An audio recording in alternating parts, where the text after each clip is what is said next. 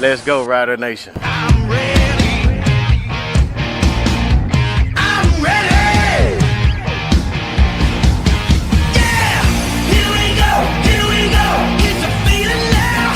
Hit 'em high, hit 'em low, 'cause we're dealing now. Everybody's giving it all they got, 'cause we're ready. Welcome to the Piffles podcast, the final show of 2025 for your Saskatchewan Rough Rider fan podcast. Thanks for joining us here. You got me. I'm Alex. I'm Steve. And I just got back in from Twinkle Tour, and I'm just saying maybe Frank Costanza had a point. Oh, He had points, I think, and it is good timing, kismet, that this is officially Festivus. Because usually we do Festivus, and it's not on Festivus, but it is officially Festivus. So I get it. He made some points. I'm not sure about the man's ear, but he made some points on Festivus. well, Festivus is back. We're going to have our annual airing of grievences coming up this show. Obviously, we'll be talking riders here as well. But before we do that, just want to say thanks for listening wherever you get your podcasts, watching on YouTube, watching on X or Facebook Live, and watching on SaskTel Max TV on demand. We appreciate it. Piffles Podcast, of course, is brought to you by our great friends at Dairy Queen on Elphinstone Street and Sask Drive in Regina. You can give us a follow on social media at Piffles Pod. I'm at Real Alex D. I'm at Sapamod. And it's still do not need nor want your pity follows at Greg on Sports. Every year I think he's going to change it, and then he doesn't. And I'm still just a little bit shocked that he doesn't. My heart has not grown 3 times this year. So. I think my leg has. I biffed on some ice. I'm sore. Be careful out there. Piffles Podcast is also proud to be sponsored by Kathy Feshton of Royal LePage Next Level, Churchill Brewing Company, District 306, Regina's Tactical Laser Tag Experience, Bigfoot Vodka, and Creasy's Premium Home Leisure Jacuzzi Spas. Well, there is some rider stuff to talk about. Some free agents coming back, some new faces. Let's dive into that first. It's time for the opening kickoff.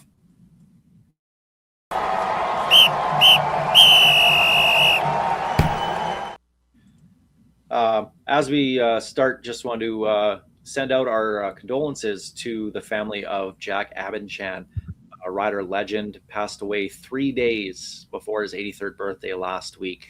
1966 Grey Cup champion, Plaza of Honor inductee, Canadian Football Hall of Fame member as well too.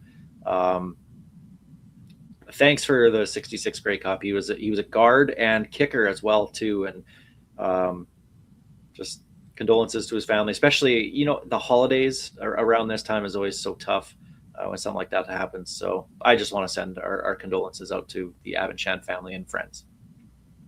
And what a skill set, kicker and guard. What's Logan Ferland doing next year? It's just like, imagine that guy coming down on special teams after booting one. You thought Jamie Borum put the fear of God in people coming down, trying to field his own kick. He might be the only kicker guard in football history, and I love it. That's a pretty. I love the old days where everybody played 2 positions. We need to bring that back. We need the Shohei Ohtani of Canadian football. Get guys playing both ways. Didn't really go so well for Travis Hunter in the NFL, though. No, it did not. Yeah, well. And Duron Carter tried, but he still carried the football like it was a loaf of bread. I love Duron Carter so much. We should do a top 10 riders of the last X amount of years or something. Just not the best ones, but just some of your favorites. We should do that at some point. Duron's on mine for sure. That guy, it's funny because I've got just a quick side on him. I've got a buddy from back home in Mooseman. Just randomly, I'll just get text from him like, "Hey, remember when you said that Duron Carter was going to be the face of the league?" I'm like, he had all the talent. He was a star. He just could not get out of his own way. He absolutely should have been. Yeah. The personality he had, the talent he had, and the name that he had. He just also had, well, He was Duron Carter. Yep. There's no real other way to put it. Yeah. Miss that guy. Rider news this week. 4 free agents, pending free agents, re-signed. We'll start with the Canadians because I think this is kind of a recurring theme here for General Manager Jeremy O'Day.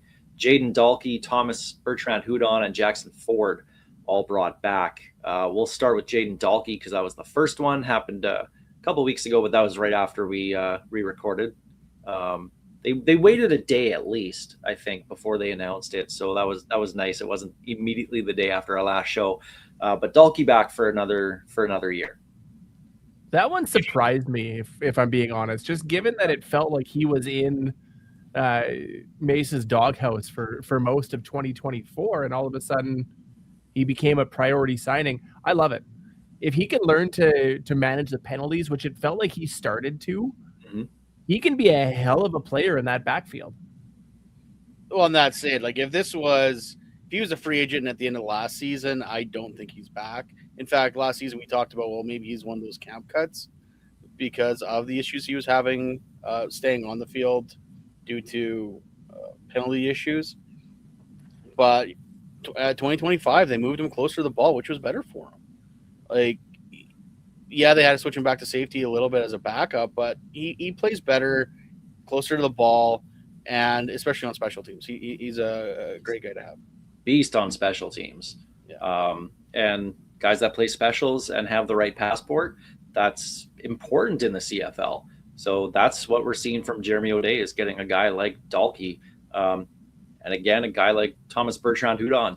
Before we get to him, I just want to say Dalkey, one more year of the Dalkey clan coming back to Mosaic Stadium for the games. Their family comes out all the time and they're on behind the Rider bench. They're giving it every single game too. So looking forward to having them back here in Saskatchewan for another year. And CJFL alum as well, Craig. Yes, from the Edmonton Wildcats. So Thomas Bertrand-Hudon makes our second Tommy. Still waiting on one more to get the trifecta back, but Thomas Bertrand-Hudon, the running back for another year. Well, we got 2/3 of the touchdown Tommies. That's a solid start before the end of the year. Tommy Neal's an absolute must sign, but we'll get to him when he signs. I like Bertrand-Hudon. He's a talented Canadian, gives you that depth behind whoever starts at running back, and doesn't seem to really skip a beat when he's in there. I don't want to see him as the feature back, but I love him as a depth and backup option. And I'm just glad that he's back so I can use my new toy. You didn't do that. Yeah. So, but yeah, no, old Tommy the Train, like I cannot wait. That was one thing I missed this year was him a little more on offense. But then again, when he got nicked up and they brought in Kadeem Carey, there was no point in putting him back there as the secondary back anyway. But like you said, him on special teams alone also is great. He can both return and tackle. So total Swiss Army knife back there. Yeah, very valuable to this team. I'm glad TBH is back, and we'll just kind of leave it there. Stole that from me, you jerk. I mean, come on. It's not like it's a very hard thing to figure out. Yeah, I know. And then we've learned that Jackson Ford back for another year, which to me isn't surprising. But with kind of a question in the secondary with what the Riders are going to do with the ratio and potentially at safety, getting him back early before the calendar flips over to 2026, I thought was pretty important. So thoughts on Jackson Ford coming back? The only thing that surprised me was 1 year. I really thought that he would get at least 2. I'm not saying they don't like the guy, obviously. I'm very curious on why we're ending up with all these 1-year contracts, especially on these young depth guys. You'd think you'd want to keep them around for a couple seasons, but I guess if you're going to just keep on rolling the dice and here on out, and gives you a little bit of cap flexibility, I guess. But it just really surprised me on a guy like Jackson Ford that you're not putting him down to 2 years. I wonder if that was more from his side because he didn't really get a chance to show a lot of what he can do back there, and this is his make it or break it year. Because I'm guessing he wants to be a starting, player in a defensive backfield at some point in his career, and if he's given that opportunity, he wants to get paid for it. So the 1 year, to me, it sounds more like it would be a Jackson Ford decision over the Riders, and it feels a lot like a Neil Hughes thing where he's not going anywhere. He's going to be around. He's grew up with the Riders quite literally, so I like it, but it's the least surprising of contract signings. I mean, you said make or break season for him coming up in 2026, and I absolutely believe that to be true. You look at the start of his career, going through some injuries, gets a little bit of playing time, not a lot, gets a couple starts here and there, but not a ton outside of special teams. And depending on what Nelson Lacombo does, if Lacombo sticks around, then who knows what the safety situation is. Lacombo probably has the inside track on it. But if they don't re-sign him because he's a pending free agent, okay, all of a sudden Ford is penciled in as your starting safety and could be even more of a valuable piece back there depending on if CJ Rivas leaves, if they can re-sign Tavon Campbell. If they can't bring Tavon Campbell back, then Ford becomes an absolute must sign and to start him at safety just to keep the ratio there. So it's I think there's a lot of small moving pieces in that signing, but I do agree it's a little bit weird to see a 1 year with him because you would think it would be more than that, but maybe he's taking the Sean Lemon approach, Greg, and he's just he's betting on himself. There you go. But also if you think about the Dalkey signing was a little more surprising for me because we got Seth Hundy coming, Nick Weeb is healthy, so we've got a bunch of those depth linebackers coming up and through. So you think you'd want to lock down a Canadian dedicated DB. So, I don't know. And then the other re-signing over the last week was defensive lineman Caleb Sanders, again, a 1 year contract. I like that the 3 Down Nation kind of called him a emerging defensive lineman while he was in 2024. But I think obviously with basically every defensive lineman being a free agent coming up, signing him was a pretty important step with, questions around Micah Johnson and Mike Rose. Are they one or both going to be back? Are they both going to be gone? Sanders has kind of an inside track to getting a starting spot. Well, especially considering how much better this team stopped the run with him in the lineup. You just have to look at the games where he played and games where he was nicked up and didn't play. For the beginning of the season, they were under 100 yards per game for the first 6 games against the run because Caleb Sanders was there. Then he got nicked up. The next thing you know, there's 120 popped on us, and then Mills and Butler had huge games. Yeah. So he's in the run stop. He's a must. So I'm glad to see he's back. I'm with you. I like it. I think it was a must. Not quite a must sign, but that next level right below that. And as you said, with the entire D line, I don't even care who they signed from that free agent list at this point. You just need to start seeing names, unless they have a lot of faith in their scouting department to find some diamonds in the rough that'll come in. Well, the one thing I'm kind of looking forward to with that D line coming up, and we're going to look closer at the D line. We were going to do it this week. We're going to do it on the first show of 2026 in our free agent preview. Look at the defensive line. I'm looking forward to seeing what they do with Ali Saad, because rookie season last year, the Canadian, used sparingly in the first half of the year, 3/4 of the year, but the last quarter of the season really turned it around, and I really liked what they did with him. He looked great on the D line. He was in the jumbo package on offense as well too, and you saw Tommy Stevens and AJ Ouellette both follow him on the lead block a few times as well too, leading to touchdowns. So I'm looking forward to seeing what Sod can do, but you could be looking at a Sod Sanders pairing. At least that's the way it kind of looks to me right now before any other names are signed. And the nice thing about that is, and nothing against Mike Rose or Micah Johnson, but these are two high motor guys. Like Micah is just a mountain of a man that will just manhandle you. But these guys got high. Both these guys are high motors, high energy guys. Yes, Che, this is live. Steve, find the buttons. I found the buttons. I have some power now. Uh-oh.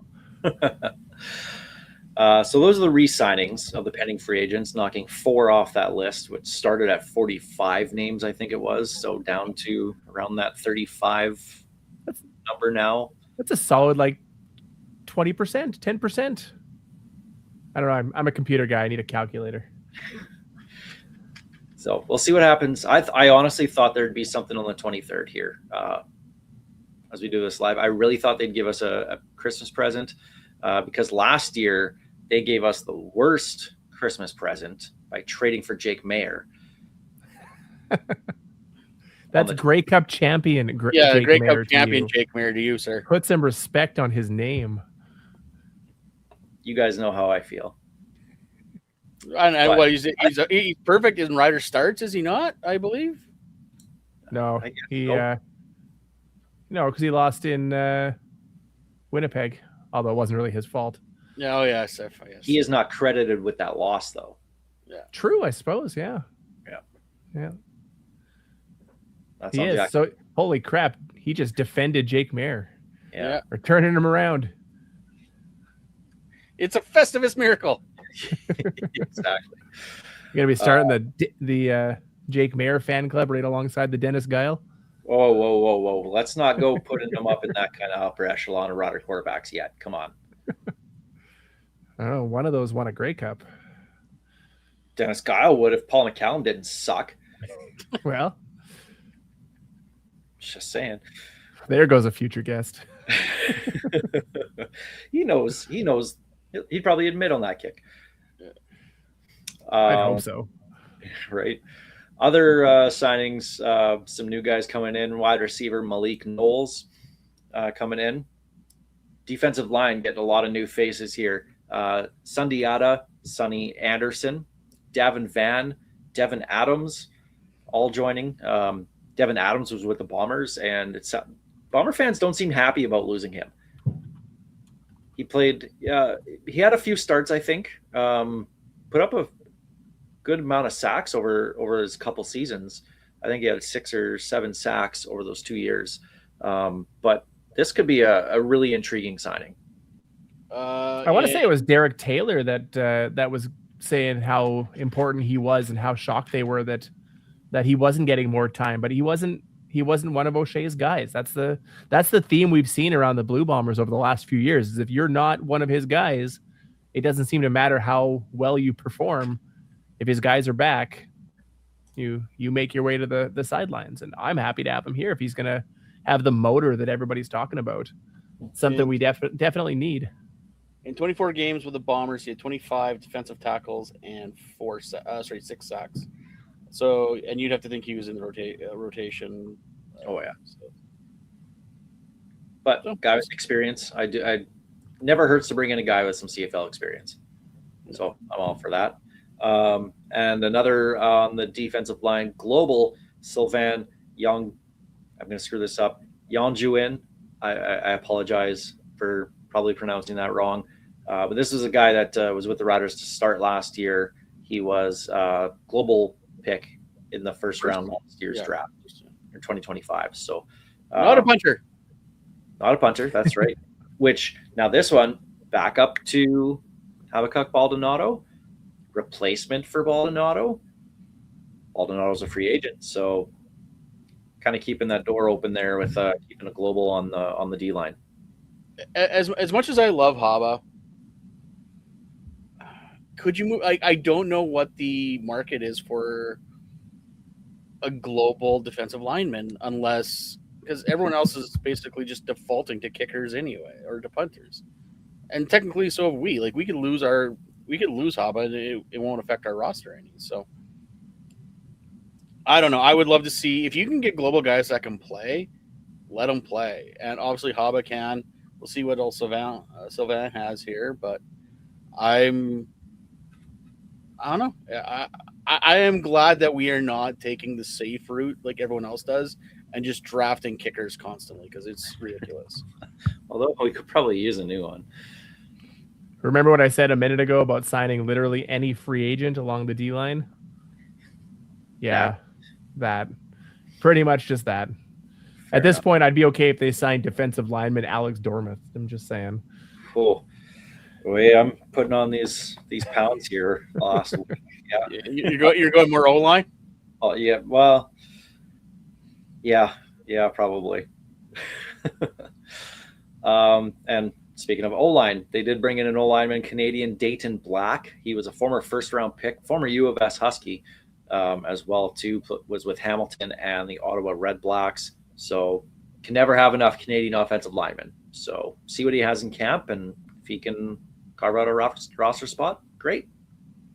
And especially with the way they have, I don't want to say treated guys like Zer and Fry. It's obviously I don't say don't have the faith in them because they wouldn't be on the team if they didn't have faith in them.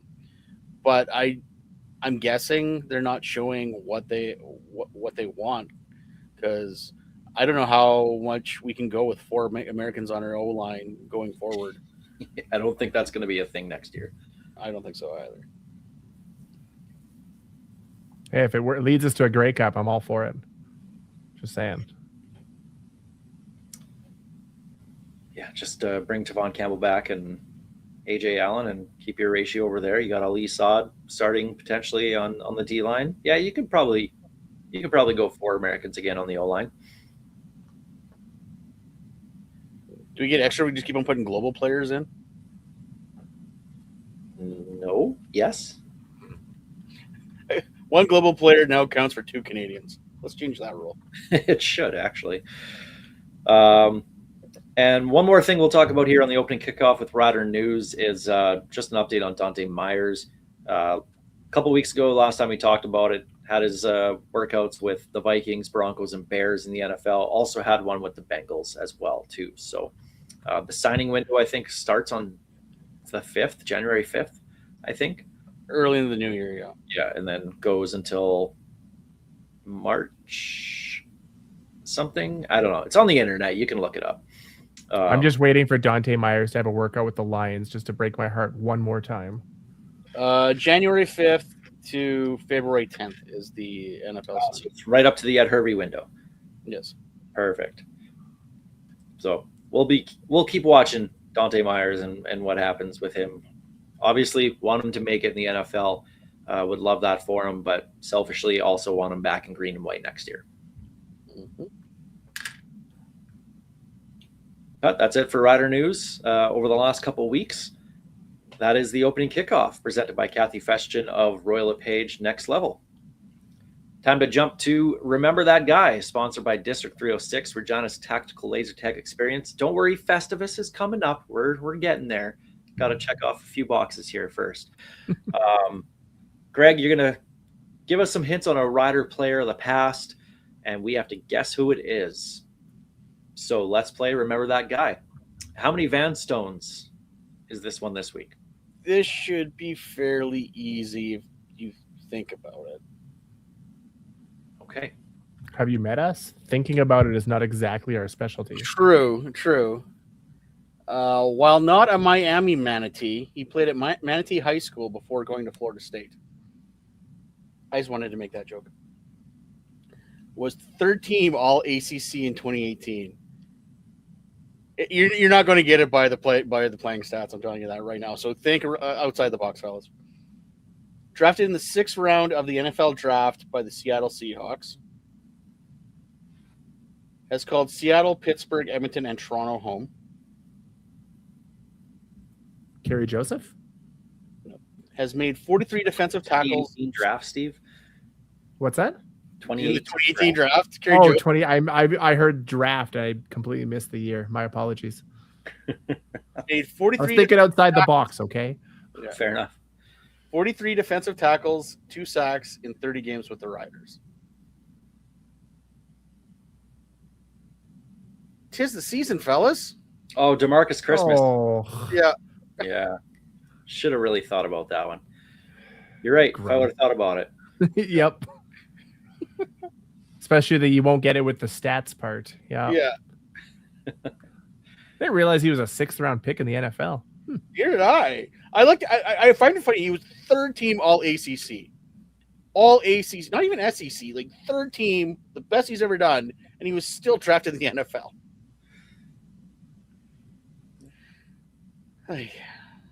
I got absolutely nothing on DeMarcus Christmas. I just remember him 2022 having a decent year for the Riders. Was it 23? And really thinking that we were going to see that next level from him that the following season. It just did not happen at all. And there was plenty of chances on that D line. Which is funny because his stats in 2022 and 2023 were almost identical. 15 games played both years, 22 defensive tackles in 2022, 21 in 2023, and a sack in both seasons. Like, he was consistent. Yeah. But yeah, that was it. And then he went to Edmonton after that, right? Yeah. Between him and Brown, like, you thought one of those guys was really going to take off, and Brown looked good until, unfortunately, all that controversy followed him, and then he just wasn't the same guy after that. And then he played 2 games for Toronto this year, apparently. Had four tackles and 1 sack. So yeah, do not remember that at all. Yeah.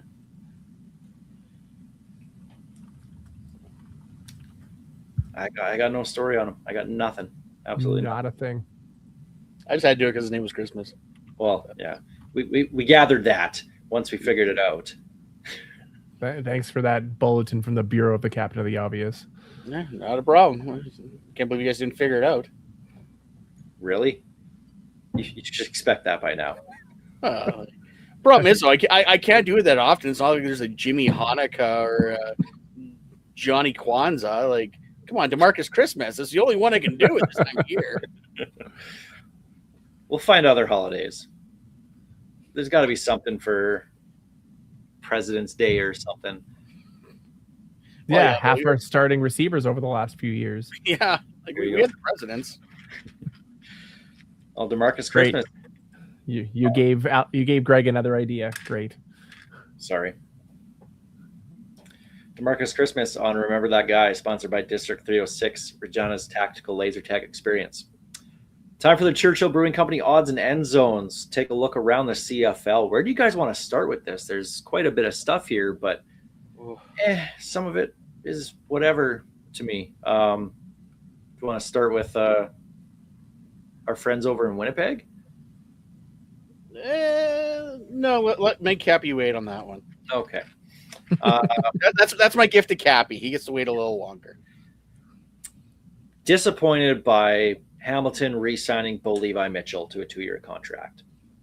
Only because that means we're not going to have any kind of quarterback carousel this year in 2026. Every starter is back with their team from last year. No, Toronto's got a different one. Well, I guess because they're getting their starter back supposedly. But yeah, no, it's weird. So what you're saying their starter is back this year. But he wasn't their starter last season, is the point.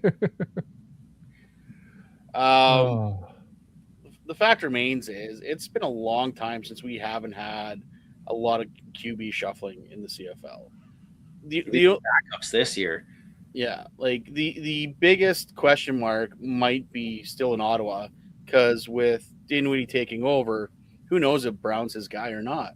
Mm-hmm. So that might be the only real switch. So obviously Edmonton has made their choice, and it's going to be very interesting to see what happens with Trey Ford down the line here with that bonus come in too.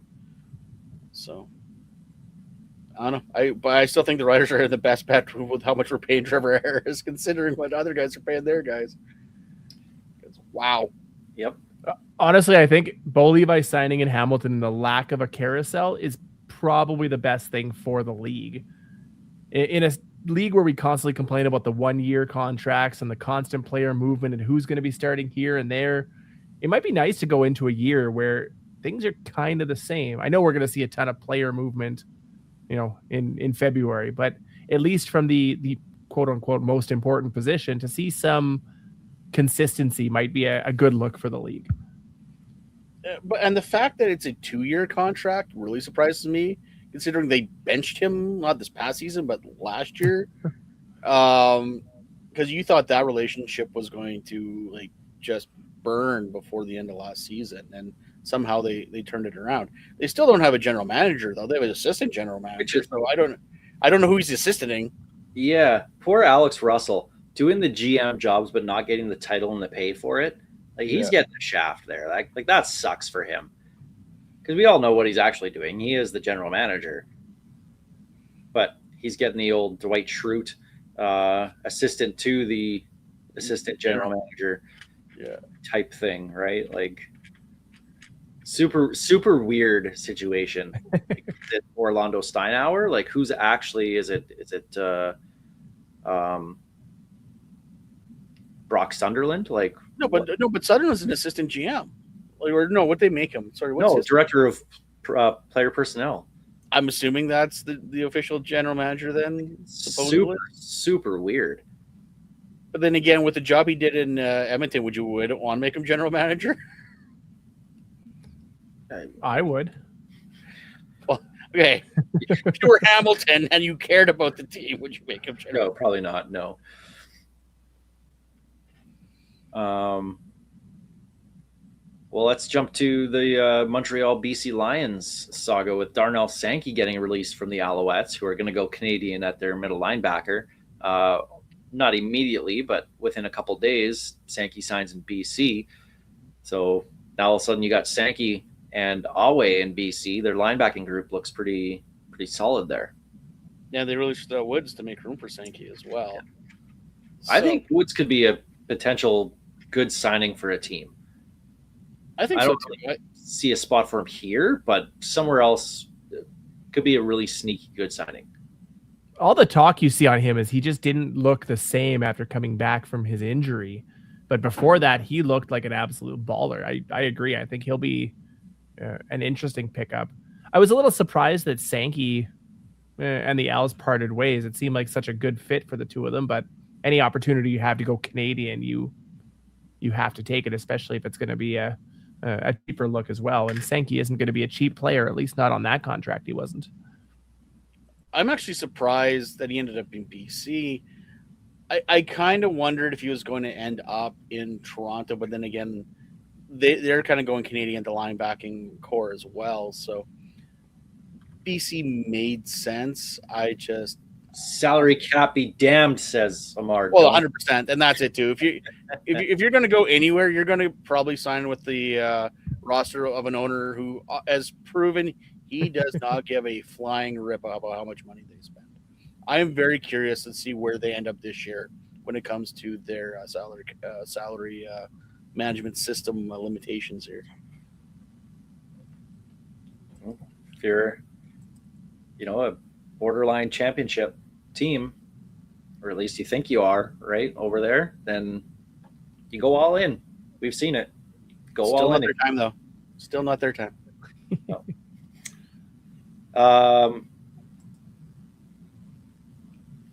We'll keep Cappy waiting here. The commissioner, Stuart Johnston, was on the Luke Wilson podcast. Film doesn't lie. Yeah. Film don't lie. And said he wants a 10th team within 5 years. And that's the big thing. Now, obviously, that will coincide with the field dimension changes that we're going to see in 2027. But how many commissioners have we had in the last how many years that have said, oh, yeah, getting a 10th team in the next couple of years, that's our biggest priority. And, I mean, maybe now is the best potential for it to actually happen with the field dimensions and you can have a smaller stadium. But, sorry, I'm just not buying into that yet. I would love to see the CFL get to a 10th team and then to 12 teams or whatever. But I've heard so much of this talk before that until it happens, I'm not buying it. I refuse to get excited for a 10th team until I see. We've had a 10th team selling season tickets and it still didn't happen. So Twice. when I see that team take the field, then I'll be excited about 10 teams in the CFL. Eric Tillman, the GM of that team, too. Right. Jeez. Chris Jones. Actually, yeah. Not very good. The league does need that 10th team. They do. I don't care if it's out in Halifax, Kamloops, Quebec City. It doesn't matter. Getting St. a 10th Louis. team. Yeah, there you go. That's actually probably a good one. Missouri's losing their NFL team now. So the fact remains is a 10th team would help with scheduling. It would help with bye weeks. It would help with so much. The CFLPA will like it because there's more jobs. It would help with a lot of logistical nightmares that the CFL has put upon themselves by having a 9-team league. But yes, you're right. Too often are these guys out there banging that drum way too early before they are even ready to even talk about it. But it's what they have to do. It's because if they just say, yeah, we're not expanding, and then no one's like, oh, see, the league's dying. They're going to help them. Where are the owners knocking on the door to want to buy a CFL team? But here's the thing is, though, and that was the case. That was the case, but now there's actually guys buying in. Like you're seeing Hamilton take on minority owners. Like you're not getting the single owners anymore, and you're getting like Larry Thompson bought in obviously with the Elks, Doman coming in, like Pierre Carl, what's his last name now for Montreal, like Capper's watching, you can tell me, but the fact remains is like there are people that are interested in buying into the game. It just needs to make sense. And in order to do that, not going hat in hand to a government going, yeah, you see that soccer stadium there? Well, I need to blow out like at least about 50 yards that way each side so we can build a new bowl here. It's going to be a lot easier if you can use existing infrastructure, and that's why the field zones are going to help. Pierre Carl Pelledo, thank you. Yeah, I'm not holding my breath on this. I mean, I guess the one thing that we'll probably see about an owner, it'll probably be a group like we see in Calgary, like we see with MLSE in Toronto. I'd imagine it's one of those sports groups, right? That's probably the only thing that makes sense, especially if you're going to combine it in a stadium where you're going to have a CPL team as well. So, I mean, I want it to happen. I'm not throwing money down on it happening anytime soon. The fact that though that we, like I said, we have owners coming, like, people that are interested in ownership, and it's not the league taking over Montreal for a fourth time. Like it is better when there's outside money coming in and not just the league keeping teams afloat, just to say that we didn't retract another team. And there's been some stability even after COVID when it got a little hairy there, especially with Montreal. And finally, we'll jump to Winnipeg for you, Cappy. Brady Oliveira signing a 3-year deal, which I love a 3-year deal in the CFL, especially for, a hometown guy. Pardon me. Fantastic. Love that. Big star of the league. Like we're seeing with the quarterbacks, keeping them on your team year after year. These are the guys that fans resonate with. This is what's going to help sell more jerseys and have the team or have fans buy into the team and invest in the team because they know who the players are. So I never thought Brady Oliveira was going to go anywhere else. Signing a 3-year deal, I thought was a little bit eyebrow raising, but in a good way. Like, hey, that's great. Over $300K a year though on average. That's a lot for a running back. Roy Shivers is just laughing at that right now.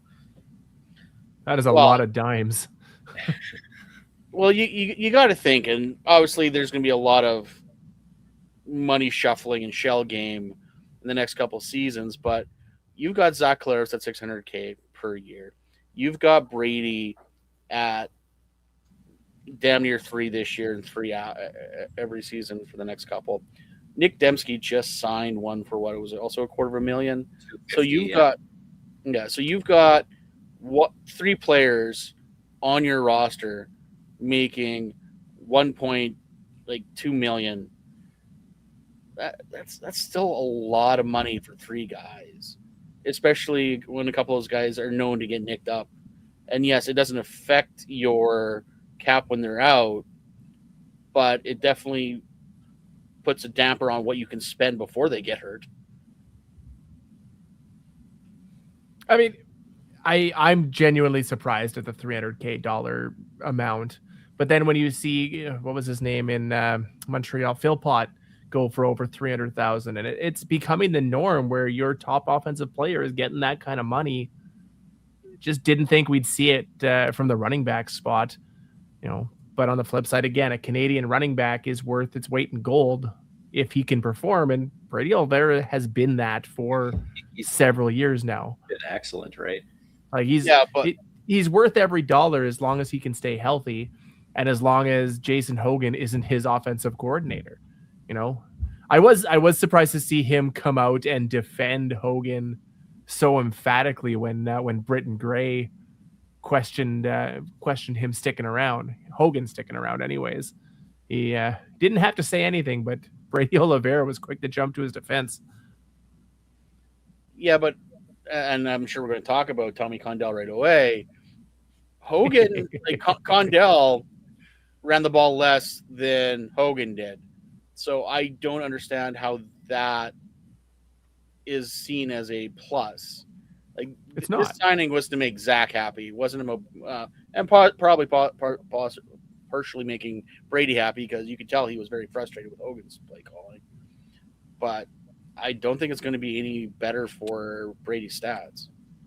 Given how excited Ottawa fans are right now, that should tell you everything about how Winnipeg should be feeling. Screen passes I'd like to think he can do it. Screen passes galore coming from Winnipeg right now. Tommy Condell loves his dink and dunk offense. That's not a bad thing with a guy like Oliveira if you can get him out into the open like that. Although he's more of the guy you want running people over, but yeah, this is going to be good for Nick Dembski, and his that 250 is going to feel like a good deal. But it does kind of make sense for a guy like Zach Collaros, who was at the top of the league in interceptions last year. Clearly, his arm's starting to go a little bit, and keeping those shorter passes probably better for him. And he was taking a lot of hits. So if you can limit the amount of time your offensive line has to block, then I guess that's a good thing. Who would have thought paying aging defensive linemen at the expense of your offensive line idea? But I will say, you talk about dollar figures, and we're all used to, okay, well, running backs, you can go cheaper there. You know what? For the human, I love it. Get that money. If some team can offer you that money, take it every single time.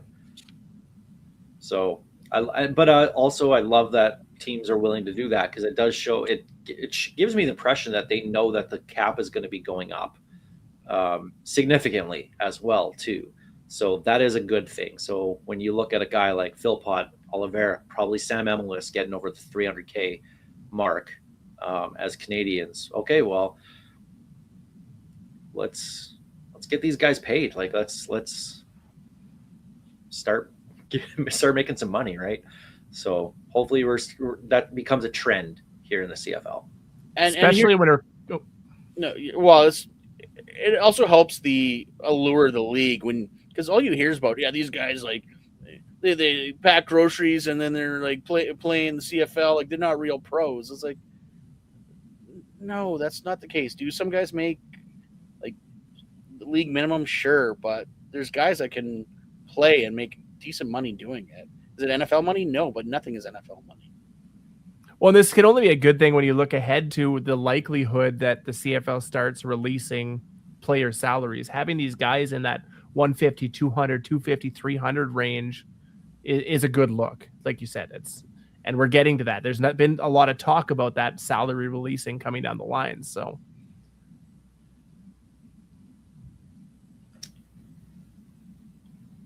well, there we go. That's our look around the CFL in our Churchill Brewing Company odds and end zones. Unless we want to do Schadenfreude about John Murphy.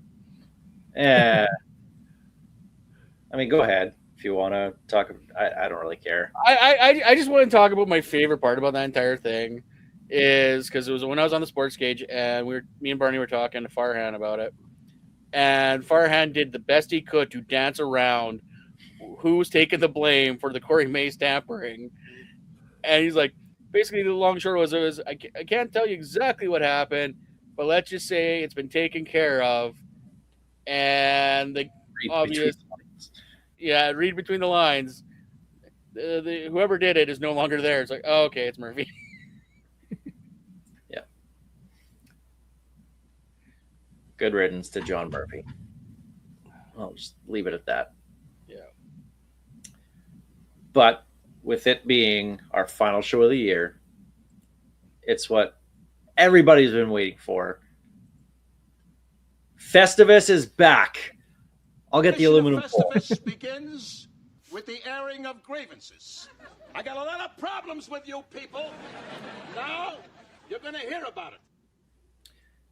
And this is built for the CFL. This isn't built on the Riders. This is about the league that we love. So the airing of grievances. I have a list here, guys. oh no. But I will let you guys take the reins to start. You guys each give me something here. We'll see if it's on my list, and I can always jump to something else. So let's begin Festivus and the airing of grievances. Steve, go first. Oh, see, mine isn't CFL related at all. My very first grievance is aimed at my co-host. Which one? With the absolute worst win in fantasy football history. Woo! Yeah, you guys played each other this past week in the semifinals. When your quarterback puts up 6 points and is still the highest scoring quarterback in the matchup. Oh. Yeah, Josh Allen did me dirty, but I'm not gonna lie. As much as I hate to see a player go down, it didn't hurt me to watch a lot of Snoop in that Patriots Ravens game. Yeah, that one hurt a little bit, but you won fair and square. I don't know about fair or square, but you won. So congratulations. My grievance is to an entire roster that decided to take a bye week in my semifinals, except my running backs. Except your running backs that put up 90 out of your 130 points. Yeah. I will say though, Steve, best he could do is third, which is out of the money, I think, right? Nope. Third, I get my money back. Okay, well, I hope you lose so that you finish at fourth, just so I can have bragging that I get the number one pick in next year's draft for winning the consolation bracket. Congratulations on sucking the least at the best possible time. Thank you. Appreciate that. Happy for you. Yeah. I went to the playoffs and all I got was this lousy draft pick. That's my shirt. You go first, Alex. Okay. I'm going to start with the rule changes. September 22nd, 2025. Stuart Johnston. We haven't really heard anything from this guy in his first however many months of being CFL commissioner. Makes these changes to modernize the CFL. It's not so much the rule changes themselves. It's how it was announced. It was, we have all this data. We're going to score way more touchdowns. We're going to do this, do this. If he would have just said right from the beginning and been transparent and says, look, this is all about expansion. This is about getting us a 10th team and putting us in stadiums that we can play in literally anywhere. If he would have said that right off the bat, I think a lot of people wouldn't have this whole pissed off agenda against him. But he got off on the wrong foot. It was very smug. I hope he learned his lesson from that first press conference, because he was gone again until Grey Cup, and they didn't allow the fans to ask questions at Grey Cup this year. They took that away. They left it to the media. And he looked pretty uncomfortable taking some of the media's softball questions, let alone what he would have faced from some of the fans. And then he goes on Luke Wilson's podcast and says they were shocked at the backlash. If you and the Board of Governors were shocked at the backlash, you have no idea what your market is. You have no idea who you're catering to, and you have no idea who's actually paying your bills. If you were shocked by that, how could you not know that people were going to get pissed off by this? I could have told you that. But if you would have been transparent from the beginning, it would have been fine. It would have smoothed over, and you could easily sell it. But basically the way that you came, now everyone's going to say it's being Americanized. And that's the problem with this political climate. People don't like that. So I'm still waiting to hear, well, like, are we going to get a new team out of this? Like, where's the data that shows us we're going to get 60 more touchdowns by moving the goalposts from the front of the end zone to the back? That just sounds like made up data, because this was the highest scoring CFL year, 2025, in the last decade or so. So clearly scoring isn't a problem. And I know everybody likes touchdowns, but 60? Almost one full touchdown a game we're going to get because of this? I'm not buying that. And if he would have just been transparent from the beginning, I think a lot of things would have been smoothed over. But to come out and say, we were shocked at the backlash, we thought everybody would love this. What rock are you living under? You do not know CFL fans at all. I'm all for changes. I'm all for improving the game. I'm all for, evolving games if it gets us more money into league, another team, getting the players paid. I want that. I want that to happen. I want this league to grow. I'm a CFL fan first. I'm a Rider fan second. But if he would have, I don't think he was ready for what actually happened. And I felt he was almost kind of left out to dry on this. And I really hope he kind of backtracks, just admit that, you know what, I didn't do enough at the beginning to explain what we're doing and explain the why. So if he does that, the damage might be done, but there is still some damage control he could do. That said, I hate the goalpost moving. I hate that with a passion. That ruins missed field goal returns. You're not going to see that. You're going to see teams go for it from the 25-yard line. And yeah, maybe they'll convert on 3rd and 6, but maybe they won't. And are we going to get more touchdowns because of that? We might lose touchdowns because of this. My favorite part about that was seeing the highlight package right before he made these announcements that showed how exciting that kick return touchdown was.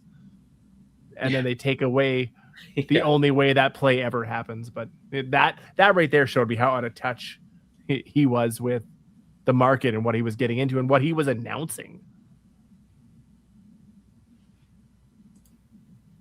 There you go, Greg. You're up.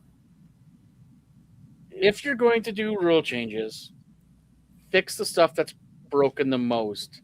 And that's in the video review command center, review center, God center, some people call it. This is on my list too. It makes no sense. There's no clarity. It just seems like they're spinning a wheel or throwing darts. Because the consistency is the problem. Because either it's really fast or it's really slow, and it's never the same call twice. Like, they need to have more transparency of it. Let's hear those conversations. One of the few things that spring football in the States has brought to us that actually works is their review process. You can hear the conversation. So why not?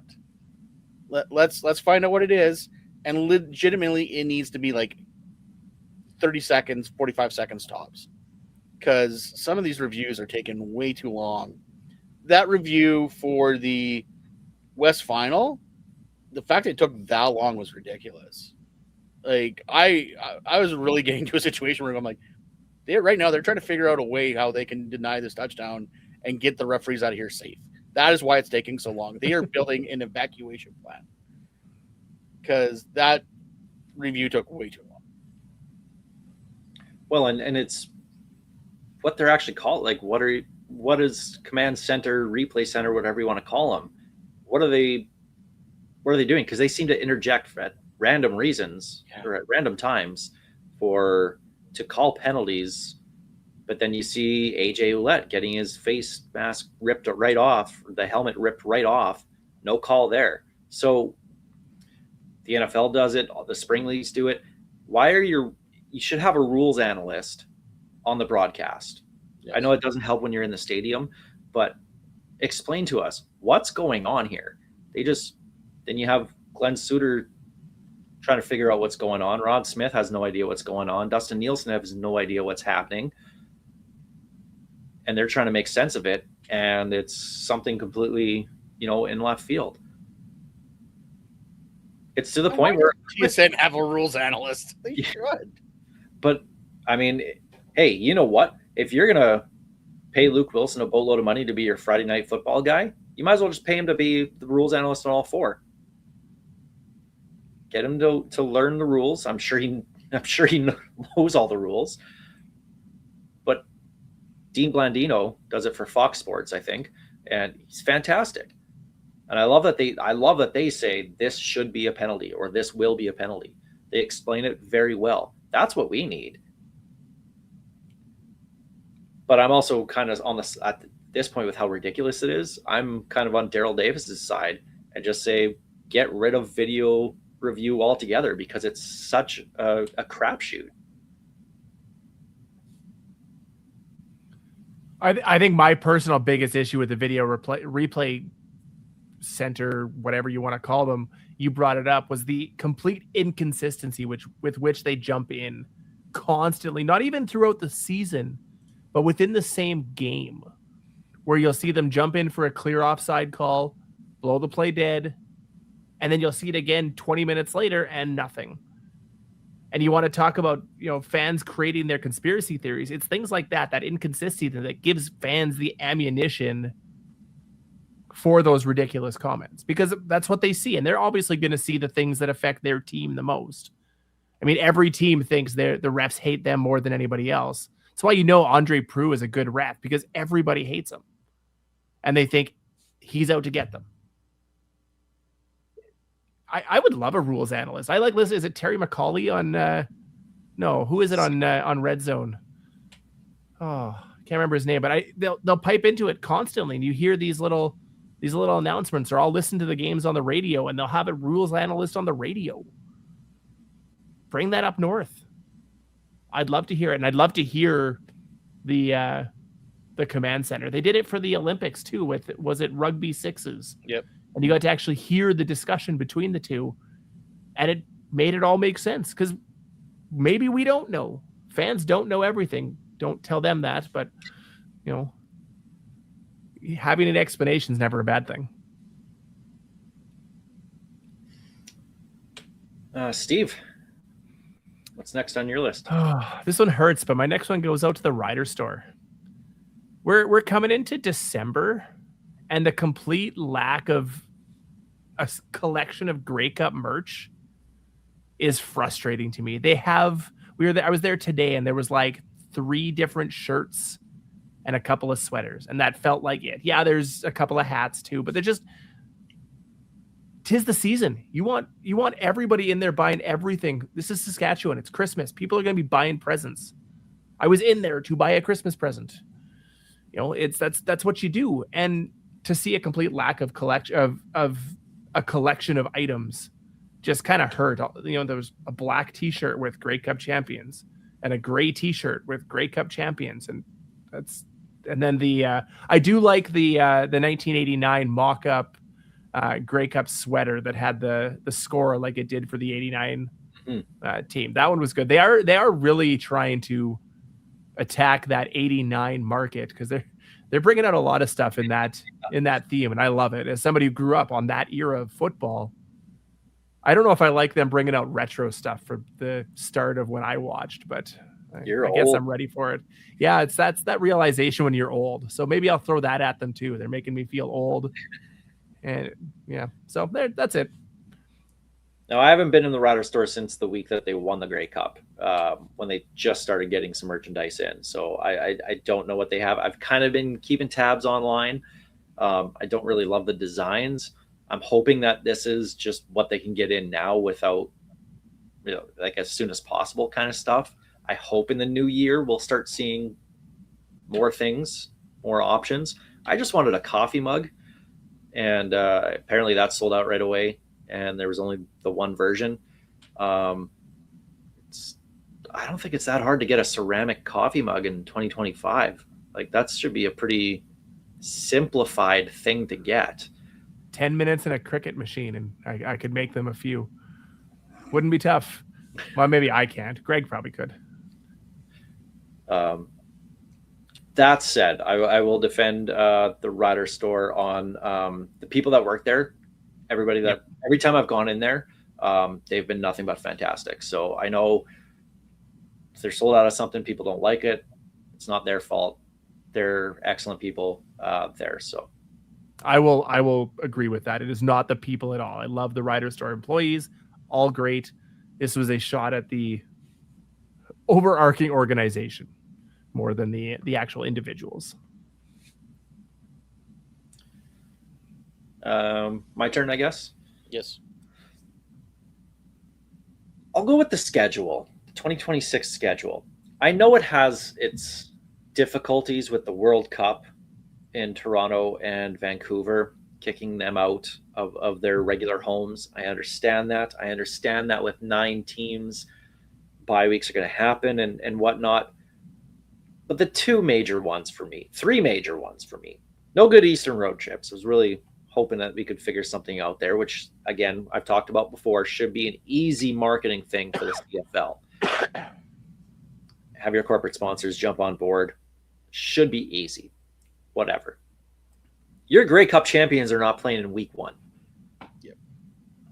It doesn't have to be a home game to raise the banner, to parade the cup around. It should happen, but they can do that at the home opener in week 2. That's not a problem. But to not have your team in it, I would love to see the Riders in Montreal in week 1. Give Montreal that that rematch feeling like we had in 2010, right? It was just, there's something special about that kind of to kick off the season. You get something like that.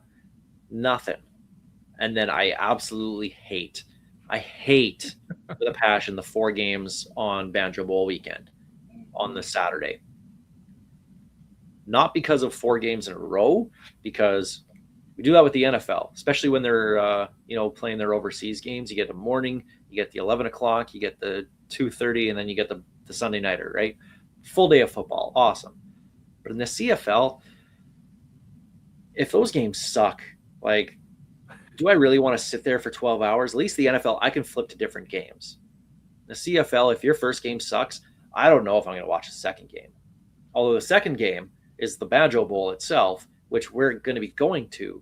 So we don't really get to watch the first game. We don't really get to watch the third game either. We might catch the last little bit of it, and then we'll get a game late. I know they're trying to get away from the NCAA opening, whatever they're doing, the NFL opening weekend. They're probably going to have a Friday nighter, so you want to avoid that. But you can't be afraid of the NFL. Like, get to your 2 Fridays, 2 Saturdays at that point of the season. Well, and that's the thing is, like, we grew up, Friday night football was CFL football. Now that's your main event. That was the CFL version of Monday Night Football was Friday Night Football. Like, and they're afraid to put that up against the second NFL game of the year. Especially, and yes, the NFL is a juggernaut, but it's also not your Thursday nighter is your main one. Your Sunday nighter's their Monday Night Football. That Friday nighter is going to be, I was going to say Jacksonville and Denver, but actually might be a good matchup next year. Like it's going to be a secondary matchup. Like it's going to be Browns and Cardinals at that point. Like I don't know. They made it a pretty big deal this year. I don't know. It just, yes, you want easier swimming, but you can't completely just roll over and show your belly to the NFL. You need to go, this is our spot, and we're going to keep it. But that also might be a partner issue because they're probably showing the Friday night game. Yeah, but you can have the NFL on TSN 1 and 4 and then have the CFL on 3 and 5. Yeah. So if you're streaming it, you're not going to worry about a blackout. Yeah, if you're watching it on traditional, then you have to have the full subscription, but there's ways around it.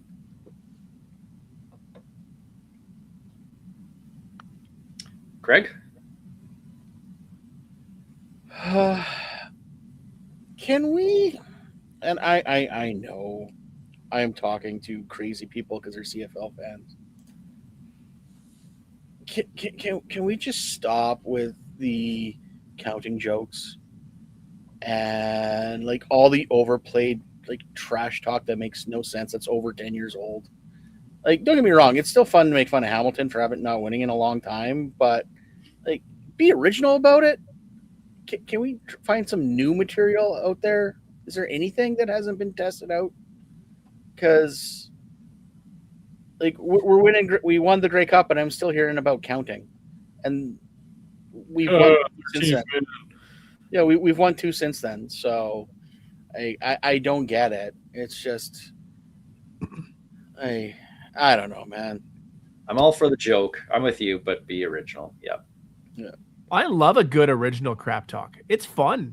If you can tell me here, give me something I've never heard before, I will probably laugh along with you. I might snap back a little bit and try and come up with something myself, but I'm going to laugh too. CFL trash talk should be fun. But constantly hearing the same jokes year after year after year.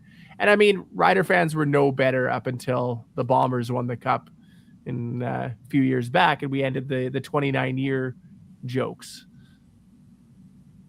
But that was a long time ago. We've evolved since then. We've changed. We're better. We've won the Cup. Let's have a fun original trash talk year. Steve, do you have another one? I don't. We won the Cup this year. I have nothing to be grieving about. Okay, I got another one. I know you do. Piggybacking off the schedule thing, Toronto having home games in Regina and Winnipeg. I like the idea of having an extra home game for regular season that I don't have to pay for, and that Saskatoon is also getting a preseason game. I like the idea of Saskatoon having that preseason game. That's awesome. That's the way it should be. I would love that. But we can't find literally any other place in Ontario that Toronto can play. I know they're going to be all over the World Cup. I understand that. It's not like you need 20,000 seat stadium to make this happen. You want to talk about growing the game and how, the league is all about grassroots football, and that's what they're touting right now. But yet you're having Toronto play out in Winnipeg and Regina for home games. I understand logistically probably makes the most sense, but you want to grow the game? Have your team play roughly close to where they play. It's not even logistically better for them. It's just cheaper. They don't have to pay to get a stadium up and ready to go. This is where we can go, okay, we can go to Hamilton, everything's set up, and we can go to Winnipeg, everything's set up, and go. We can go to Regina, everything's set up. In Hamilton makes sense to me. At least that's just like a 45-minute drive down the QEW. Yeah. That makes sense. But there's not one other football field in Ontario that they can play in. But it comes down to this. They know damn well if they play a game in Regina or in Winnipeg, they're going to have 30,000 people in the stands. And split the And money. it comes down to the almighty dollar, as every decision does. Not the tomorrow dollar that they should be looking at, but the today dollar. They're looking at those ticket sales for a team that averages, 13,000? I think it was last year, somewhere in that range. Seeing a couple of games at 30,000 probably feels pretty good. And they'll get that in Hamilton too. What are they, 28,000 person stadium? Something like that. 24, 23, 24. I thought it was more than that. But still, and that'll sell out too. So you're getting 3 extra sellouts that'll look really good on their attendance numbers and on their bottom line. You want to show me that the ownership group in Toronto does not care about the Toronto Argonauts? That decision says it all. And apparently the Argos, supposedly, if this is to be believed, they were actually over the mid 15K by the middle of this season. So their numbers have been getting better. Yep. It's just weird to stop the momentum that they were gaining, which obviously part of that is not due to their problem, not anything they've done other than make way for the World Cup to be played in their stadium. So I just think BC got it right by at least staying in the province. Exactly. Greg, do you have anything else? I just got good stuff I want to talk about. I honestly, my grievances this year are few to me. Okay, well, I got one more, and then we'll give a couple good shout-outs because I got one as well. One of those as well, too. My last grievance that I have here is with the CFL and investing in your product. And I'm talking social media. Oh, this was on my list, too, and I forgot about it. Thank you. There have been so many times I've seen whoever it is with the CFL's account posting wrong information. Yep. Trevor Harris throwing an interception. Nope, that was a fumble. Know the difference between things. It feels like they're putting someone behind a keyboard that isn't a fan of the game, that doesn't really understand football. Invest in your product. They might be great at making videos, and that's fine, but do they know the game? Or are they a baseball fan? Invest in it. Because how many? Luke Wilson called him out a few times. Oh, yeah. And those were the only times they ever changed anything. There's numerous other times I've seen stuff where I'm like, guys, come on. This is like elementary football stuff that literally everybody knows. Like calling interceptions touchdowns. Like, Yeah. that.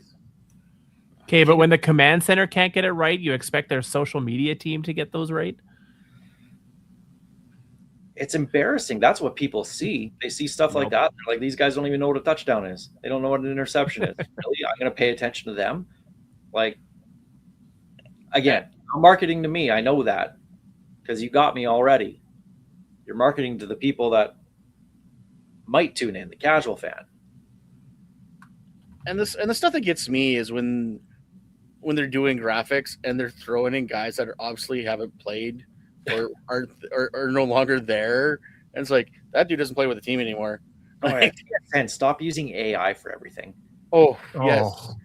Hey, Alex, quit using AI for our stuff. In one picture. One picture, and it failed. Whatever. I don't care. It looked fantastic. Other than a U. Literally the U. Yeah, spell it right. You know how long I was railing on the Plaza of Honor for being spelled wrong? They finally fixed that. Nobody commented about how the logo was wrong, though. Yeah, I saw that right away. So did I. I'm like, yeah, whatever. It was literally just a picture on an article. Jeez. AI has trouble with the Riders logo. It's getting better, but has problems with it. Well, there you go. There's Festivus, our airing of grievances. No feats of strength, unfortunately. I don't know. I figured I was carrying you guys the entire show. You've been Wow. waiting all day to make that joke, haven't you? I was. Yeah. But Greg, you said you had some good stuff you wanted to shout out, which I think is a great way to end the year. Should end our broadcast season on a positive note, which, I mean, we're Grey Cup champions. It's a positive season. We're super pumped about that, obviously. But Well, let's hear some good stuff. and part of that, and it's funny because one of our running jokes for the longest time on this podcast, so we've been around for 10 seasons, obviously, is the more angrier we were, the better the show did. Because apparently everyone liked to suffer together. And what we have learned this season, apparently, is if the team's good, people want to talk about it and want to join the conversation. And what was it, in August, we touted our 300,000th listener viewer through everything. I went back and looked at the numbers. This season alone, so from May to the end of November, we were over 120,000 of you degenerates.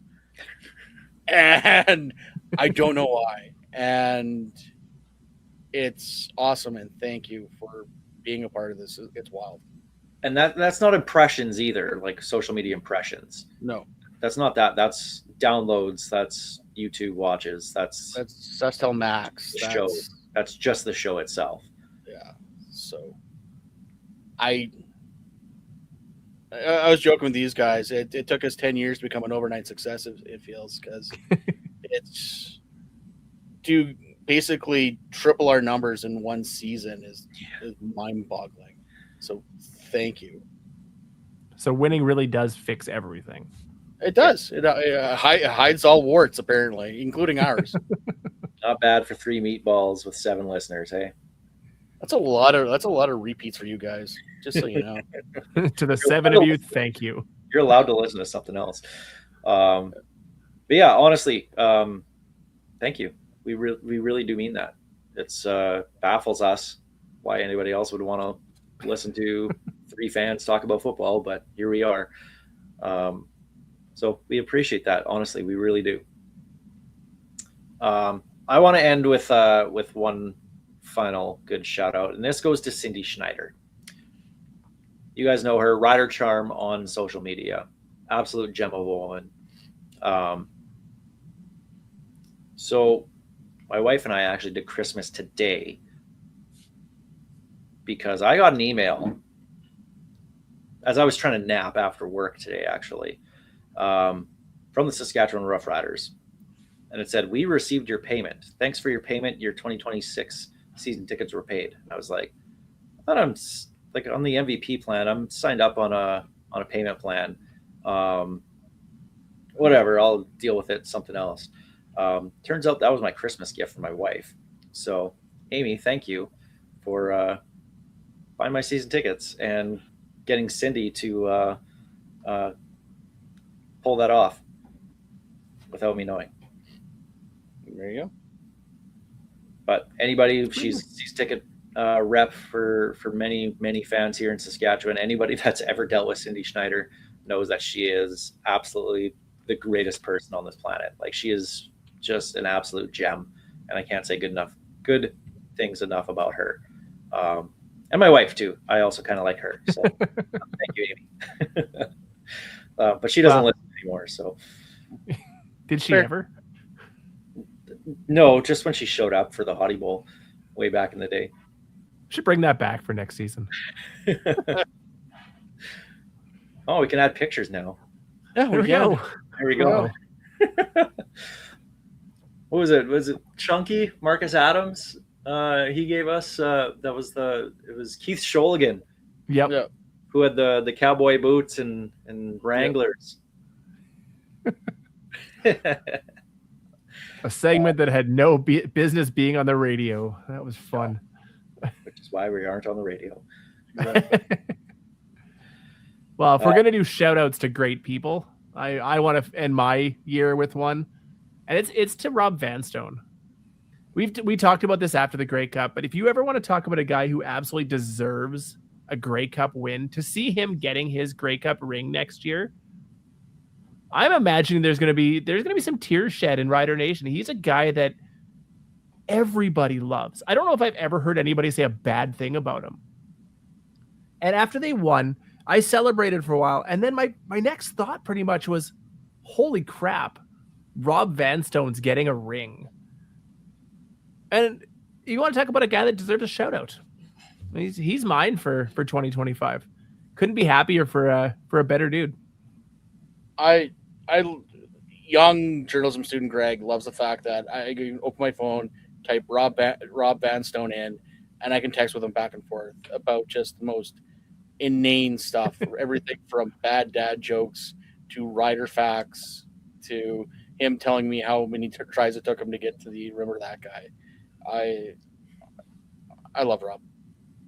You want to talk about us becoming the overnight success over 10 years. He's a guy that's been along for the ride the entire time. Never once questioned giving us his time when he really didn't need to. Especially at the very beginning when it was literally just us and the 20 people who would tune in. And here's Rob giving us an hour of his day, every few months, and just good people. He used to do the good people thing in his articles. Yeah. Observations. Yep. Observations on Riderville. He still has the shouts to good people. He deserves to be the shout for the good people. Absolutely. All right, gentlemen. I think let's leave it there as we finish off our 10th season of the Piffles podcast. Have a Merry Christmas with a Happy great. Sorry, Greg. I was waiting for you to do that. I was waiting for this. Go ahead. Yeah. Have a Merry Christmas, a Happy Hanukkah, oh God, I forget it now. It's been so long. Kwasi Kwanzaa, a tip-top tet, and a solemn and dignified Ramadan. There you go. Enjoy the holiday season, everybody. Looking forward to seeing all the Rider gear you get under the tree. Let's see it on social media. Show us your Rider Grey Cup Champions merch that you get. And Riders, give us the signing of Stam Emilus already, okay? Please. That's all we want for Christmas. That's what we. Quick, like they're like, here's our most outstanding Canadian. I'm like, sign the guy. Like they posted that today, and I'm like, the sign is coming, right? I'd be like, with the new contract? ? Yeah. Oh well. I hope they're just teasing us. They're going to do that for the next couple of days and Christmas morning. That'd be lovely. That'd be fantastic. Schedule a tweet now. Get it out there. Exactly. But we will leave it there. Thank you for letting us be a part of your Rider fandom. We appreciate that. And we look forward to doing it again in 2026. We're going to take next week off as well, too, because man, we do 50. It feels like I think we do 50 shows a year now. These are the 2 weeks we take off. It was one before Christmas and then one right after. So some time off will be nice. But stay safe out there, everybody. If you're traveling around, go and see family, friends, whatever you're doing over the holiday season, please make sure it's safe. And like I said, show us that Rider gear that you get under the tree. Piffles Podcast brought to you by our great friends at Dairy Queen on Elphinstone Street and Sass Drive in Regina. Special thanks, of course, to Kathy Festian of Roy LePage Next Level, Churchill Brewing Company, District 306 Regina's Tactical Laser Tag Experience, Bigfoot Vodka, and Creasy's Premium Home Leisure Jacuzzi Spas for their support, making this show possible. Thanks for listening wherever you get your podcasts, watching on YouTube, SaskTel Max TV on demand, or live here on X or Facebook. We appreciate it. Happy holidays, everybody. This goes Behind Your Mind by Tyler Gilbert.